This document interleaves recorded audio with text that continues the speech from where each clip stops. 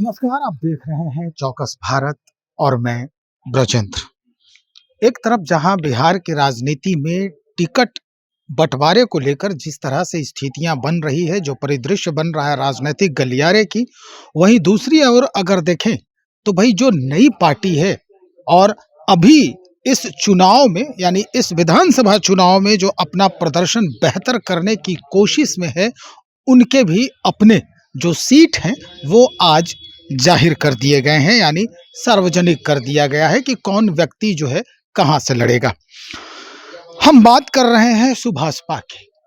Suheldev Bharatiya Samaj party, ये कहा जा रहा है कि ये ओम प्रकाश राजभर जो हैं राष्ट्रीय अध्यक्ष हैं इस पार्टी के, और इनके तरफ से भी लगभग 47 जो प्रत्याशी हैं इस विधानसभा चुनाव में जो शिरकत करेंगे, अपना दमखम दिखाने का जो प्रयास करेंगे, तो निश्चित तौर पर ये जो लिस्ट जारी हुआ है वो हम आपको दिखा रहे हैं कि किस तरह से कितने लोगों का किस किस क्षेत्र से ये लिस्ट जारी किया गया है।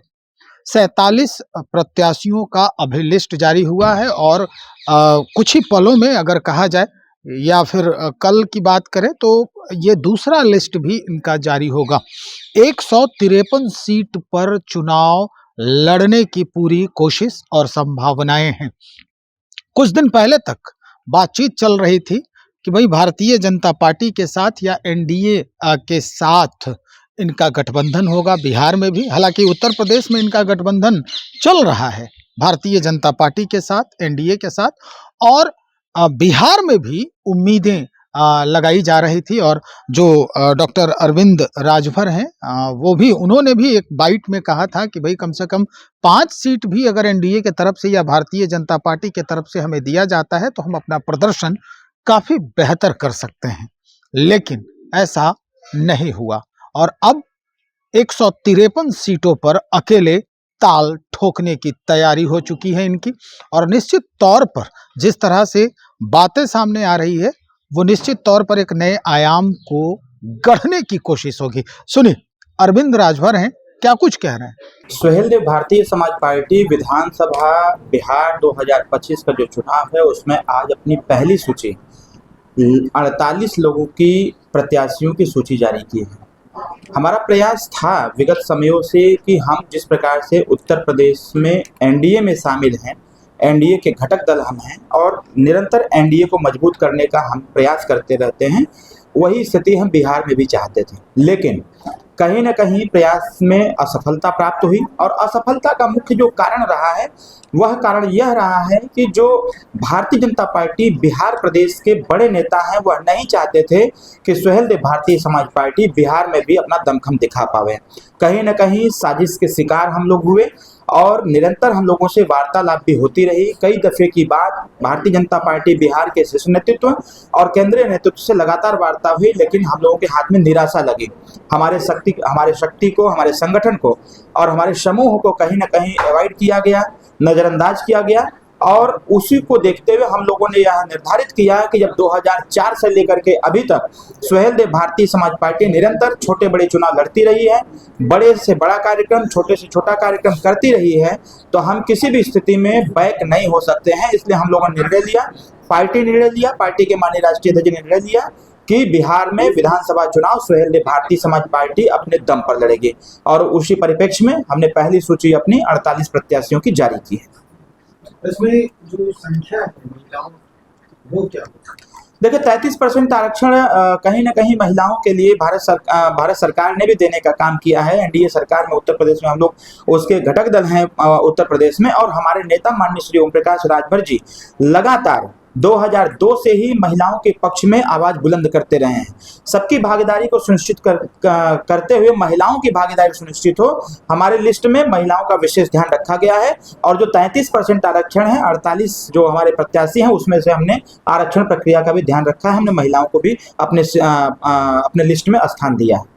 दूसरी लिस्ट कब जारी करेंगे? दूसरी लिस्ट बहुत जल्द ही जारी करेंगे हम, क्योंकि कल से हमारे पार्टी के जो प्रत्याशी आज घोषित किए गए हैं कल से नामांकन करेंगे और हमको लगता है कि कल दोपहर तक या शाम तक दूसरी लिस्ट भी जारी करेंगे। समीकरणों का ख्याल किया गया 100%। इसमें उन लोगों का विशेष ध्यान रखा गया है, ऐसे विशेष लोग हैं जिनका विशेष ध्यान रखा गया है, और उन विशेष लोगों को कहीं ना कहीं बिहार की राजनीति में हमेशा हाशिए पर रखा जाता है। ऐसे लोगों को कहीं ना कहीं गुमराह करके, प्रलोभन दे करके ऐसे लोगों का वोट ले लिया जाता है। वह जाति है राजभर, रजवार, राजवंशी, राजधोब, मंडल, पाल, प्रजापति, बिंद, केवट, मल्लाह, निषाद, खरवार, पासवान, ऐसे तमाम जातियां हैं जिनको बिहार की राजनीति में कोई भी पार्टी पूछने का काम नहीं करती है। ऐसे लोगों का सामाजिक और राजनीतिक अधिकार देने का काम नहीं करती है। सुहेलदेव भारतीय समाज पार्टी ने ऐसे लोगों का विशेष ध्यान रखी है। अभी पूर्व में आपको याद होगा जातीय जनगणना आनन फानन में कराया गया बिहार में, और स्थिति ये हुई कि जिसकी आबादी पूरे बिहार में 3.5 करोड़ हो, उसकी आबादी को शून्य दिखाया गया है।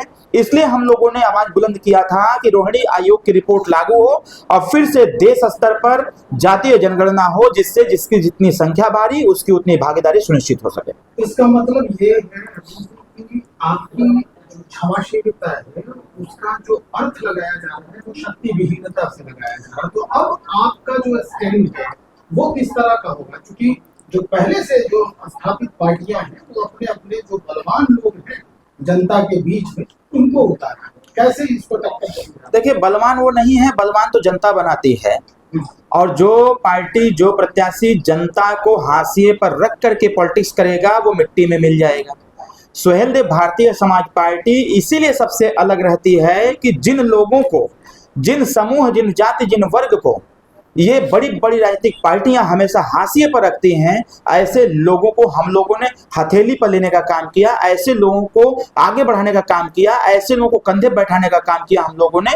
और सुहेलदेव भारतीय समाज पार्टी, जिसका आपने जिक्र किया कि ऐसे बाहुबली लोग, ये लोग, वो लोग, यह लोकतंत्र है। लोकतंत्र में जनता मालिक होती है और जनता इस बार दिखाएगी कि अगर ऐसे कम्युनिटी को नजरअंदाज किया जाएगा तो ऐसे ही लोग मिल करके जो आज जीत करके शेर बने हुए हैं उनको गीदड़ उड़ाने का काम करेगी। सुहेलदेव आने वाले दिनों में किसी एक पार्टी से गठबंधन कर सकती है अगर सीट जीते? हाँ, जब हमारी पार्टी का परिणाम आएगा तो सुहेलदेव भारतीय समाज पार्टी इस पर विचार करेगी कि हमें क्या करना चाहिए। लेकिन अभी मैं सभी अपने बिहार वासियों से अपील करूंगा कि माननीय मंत्री श्री ओम प्रकाश राजभर एक ऐसे नेता हैं जिनकी छवि ही है गरीब, शोषित, वंचित, पिछड़े, दलित, अल्पसंख्यकों के लिए आवाज बुलंद करने वाले, सदैव उनके पक्ष में खड़े होकर आवाज बुलंद करते हैं। स्पष्ट हो गया होगा कि भाई इन्हें कमतर आंकने की कोशिश की गई। यानी अगर देखा जाए तो जितनी ताकत है, कहा भी जाता है कि बिहार की जो राजनीतिक धुरी है वो अनुसूचित जाति, अनुसूचित जनजाति के इर्द गिर्द घूमते नजर आती है। और इस पार्टी की अगर हम बात करें तो इस पार्टी का जो स्तंभ है इसी धुरी पर केंद्रित है, यानी ये जो धुरी है उसी पर केंद्रित है। तो परिणाम जो है वो कहीं ना कहीं चोट पहुंचाएगा ही। अब किसको चोट पहुंचाएगा ये आने वाले वक्त में हम बताएंगे और देखा भी जाएगा क्या कुछ परिवर्तन हुआ है। बने रहिएगा, और भी जो बातें यहां से निकलेगी, जो अद्यतन जानकारी होगी, हम आप तक पहुंचाने का प्रयास करेंगे। बहुत शुक्रिया आपका।